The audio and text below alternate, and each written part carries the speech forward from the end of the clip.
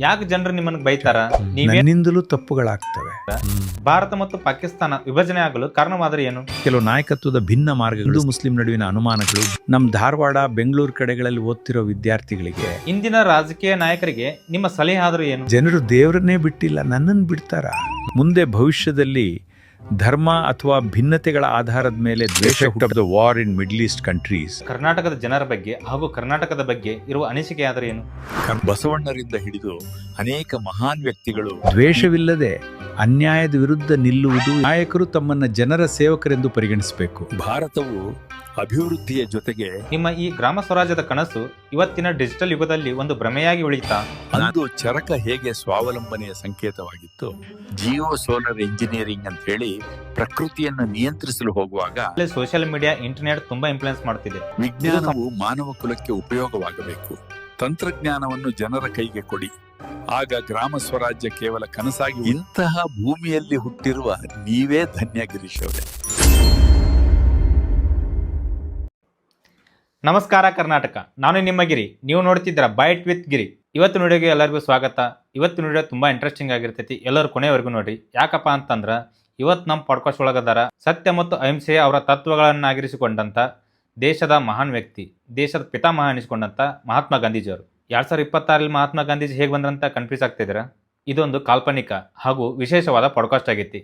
ಇದನ್ನು ಕೊನೆವರೆಗೂ ನೋಡ್ರಿ. ಇದರೊಳಗೆ ಮಹಾತ್ಮ ಗಾಂಧೀಜಿ ಅವರಿಗೆ ಕೇಳಬೇಕಾದಂಥ ಒಂದಿಷ್ಟು ಹಲವಾರು ಕುತೂಹಲಕಾರಿ ಪ್ರಶ್ನೆಗಳನ್ನು ಕೇಳಿವಿ.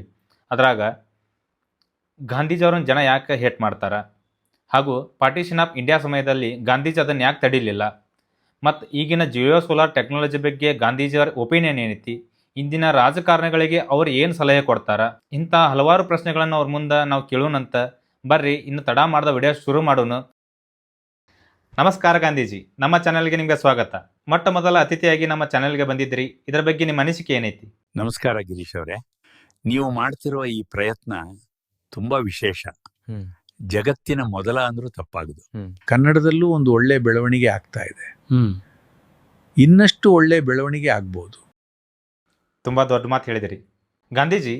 ಇವತ್ತು ಯಾಕೆ ನಿಮ್ಮನ್ನು ನಾವು ನಮ್ಮ ಪಾಡ್ಕಾಸ್ಟಿಗೆ ಕರ್ಸಿವಪ್ಪ ಅಂತಂದ್ರೆ, ನಿಮ್ಮಲ್ಲಿ ಕೆಲವು ಪ್ರಶ್ನೆಗಳನ್ನು ನಾನು ಕೇಳೋದೈತಿ.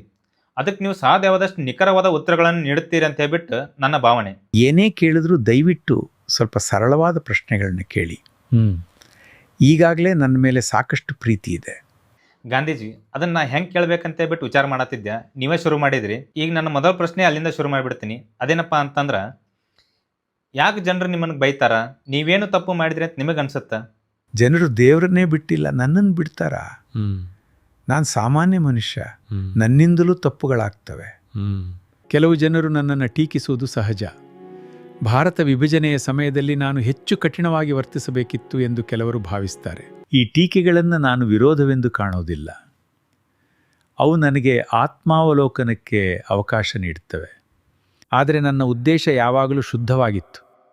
ಮಾನವೀಯತೆಯನ್ನು ಉಳಿಸುವುದು, ಸತ್ಯ ಮತ್ತು ಶಾಂತಿ ನನ್ನ ಗುರಿಯಾಗಿತ್ತು. ನನ್ನ ಜೀವನ ಒಂದು ಪ್ರಯೋಗವಾಗಿತ್ತು, ನನ್ನ ಸತ್ಯದ ಪ್ರಯೋಗಗಳು.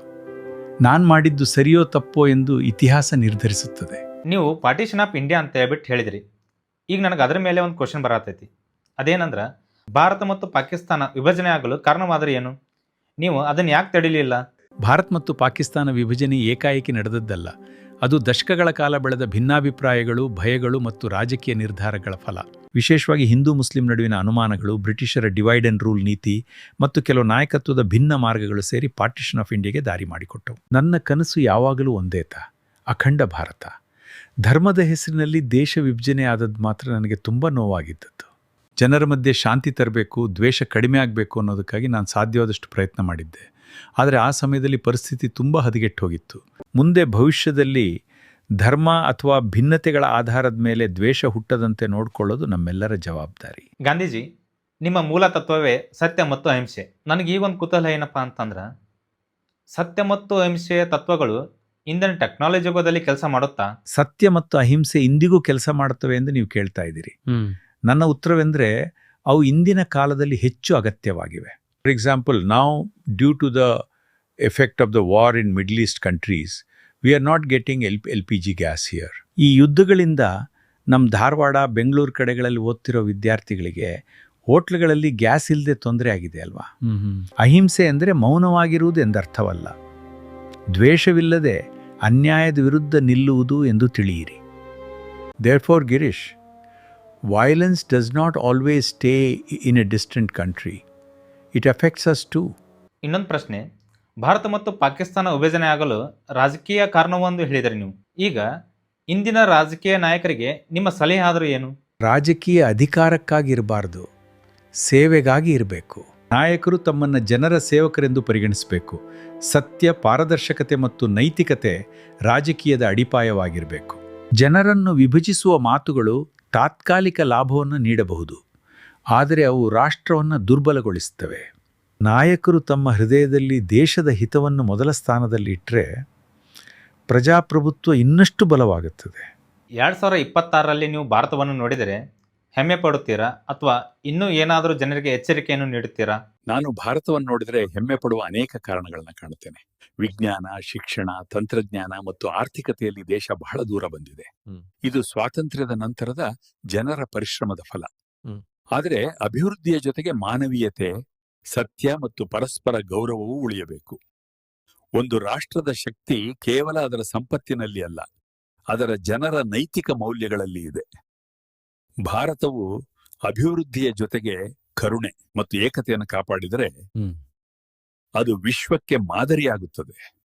ನೀವೊಮ್ಮೆ ಗೋಕಾಕ್ ಚಳವಳಿ ಸಮಯದಲ್ಲಿ ಕರ್ನಾಟಕಕ್ಕೆ ಭೇಟಿ ನೀಡಿದ್ದೀರಿ. ನಿಮಗೆ ಕರ್ನಾಟಕದ ಜನರ ಬಗ್ಗೆ ಹಾಗೂ ಕರ್ನಾಟಕದ ಬಗ್ಗೆ ಇರುವ ಅನಿಸಿಕೆ ಆದರೂ ಏನು?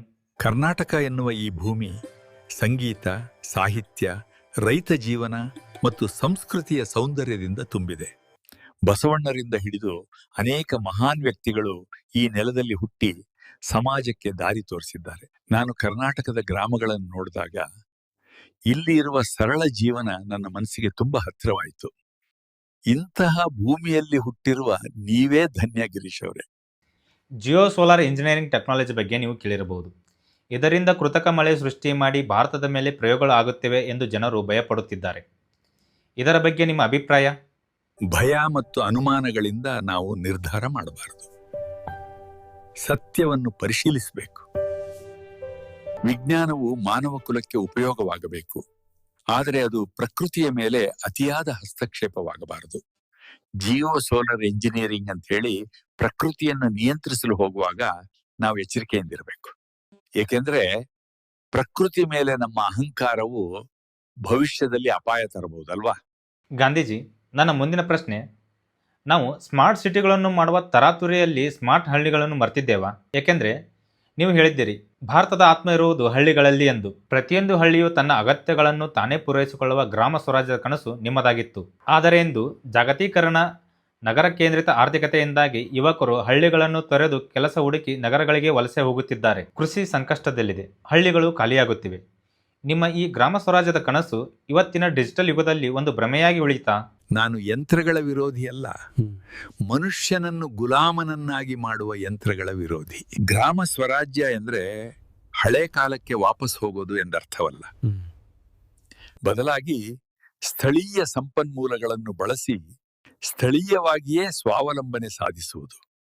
ಅಂದು ಚರಕ ಹೇಗೆ ಸ್ವಾವಲಂಬನೆಯ ಸಂಕೇತವಾಗಿತ್ತೋ ಹಾಗೆಯೇ ಇಂದು ಸ್ಥಳೀಯವಾಗಿ ತಯಾರಿಸಿದ ಸಾಫ್ಟ್ವೇರ್, ಸಣ್ಣ ಕೈಗಾರಿಕೆಗಳು ಅಥವಾ ಜೈವಿಕ ಕೃಷಿ ಸ್ವಾವಲಂಬನೆಯ ಹೊಸ ಸಂಕೇತಗಳಾಗಬಹುದು. ಕೇಂದ್ರೀಕರಣ ಶೋಷಣೆಗೆ ದಾರಿ ಮಾಡಿದ್ರೆ ವಿಕೇಂದ್ರೀಕರಣ ಸಬಲೀಕರಣೆಗೆ ದಾರಿ ಮಾಡುತ್ತದೆ. ತಂತ್ರಜ್ಞಾನವನ್ನು ಜನರ ಕೈಗೆ ಕೊಡಿ, ಆಗ ಗ್ರಾಮ ಸ್ವರಾಜ್ಯ ಕೇವಲ ಕನಸಾಗಿ ಉಳಿಯದೆ ವಾಸ್ತವವಾಗುತ್ತದೆ. ಗಾಂಧೀಜಿ, ಇಂದಿನ ಕಾಲದಲ್ಲಿ ಸೋಷಿಯಲ್ ಮೀಡಿಯಾ, ಇಂಟರ್ನೆಟ್ ತುಂಬಾ ಇನ್ಫ್ಲುಯೆನ್ಸ್ ಮಾಡುತ್ತಿದೆ. ಇದು ಸಮಾಜಕ್ಕೆ ಒಳ್ಳೆಯದಾ? ಇಂದಿನ ಯುವಕರಿಗೆ ನಿಮ್ಮ ಸಂದೇಶವಾದರೂ ಏನು? ಟೆಕ್ನಾಲಜಿ ಸ್ವತಃ ಕೆಟ್ಟದಲ್ಲ. ಸತ್ಯವನ್ನು ಹಂಚಲು ಬಳಸಿದರೆ ಅದು ಒಳ್ಳೆಯದು. ದ್ವೇಷ ಹರಡಲು ಟೆಕ್ನಾಲಜಿ ಬಳಸಿದರೆ ಅದು ಸಮಾಜವನ್ನು ದುರ್ಬಲಗೊಳಿಸುತ್ತದೆ. ಯಶಸ್ಸು ಹಣದಲ್ಲಿ ಅಲ್ಲ, ಯಶಸ್ಸು ವ್ಯಕ್ತಿಯ ಚರಿತ್ರೆಯಲ್ಲಿ ಇದೆ. ಯುವಕರು ಮೊದಲು ಒಳ್ಳೆಯ ವ್ಯಕ್ತಿಯಾಗಲು ಪ್ರಯತ್ನಿಸಬೇಕು, ಅಷ್ಟೇ ನಾನು ಹೇಳೋದು. ನೋಡಿದ್ರಲ್ಲ, ಈ ಪಾಡ್ಕಾಸ್ಟ್ ಹೇಗೆ ಅನಿಸ್ತು ಅಂತ ಹೇಳ್ಬಿಟ್ಟು ನೀವು ಕಮೆಂಟ್ ಮಾಡ್ರಿ. ನೀವೇನಾದರೂ ಗಾಂಧೀಜಿ ಮುಂದಿದ್ರೆ ಅವರಿಗೆ ಏನೆಲ್ಲ ಕ್ವಶನ್ಗಳನ್ನ ಕೇಳ್ತಿದ್ರಿ ಅದನ್ನು ಕೂಡ ಕಮೆಂಟ್ ಮಾಡ್ರಿ. ಸಾಧ್ಯ ಆದರೆ ಮುಂದಿನ ವಿಡಿಯೋಗಳಲ್ಲಿ ಮತ್ತೆ ಅವರನ್ನು ಕರೆಸುವ ಪ್ರಯತ್ನವನ್ನು ನಾವು ಮಾಡ್ತೀವಿ. ನಿಮ್ಮ ಒಂದು ಲೈಕ್, ಶೇರ್, ಕಮೆಂಟ್ ನಮ್ಮ ಮುಂದಿನ ವಿಡಿಯೋಗಳಿಗೆ ಸ್ಫೂರ್ತಿ ಆಗ್ತೈತಿ. ತಪ್ಪದೇ ನಮ್ಗೆ ಸಪೋರ್ಟ್ ಮಾಡ್ರಿ. ಮತ್ತೆ ಮುಂದಿನ ವಿಡಿಯೋದಲ್ಲಿ ಸಿಗೋಣ. ಧನ್ಯವಾದ.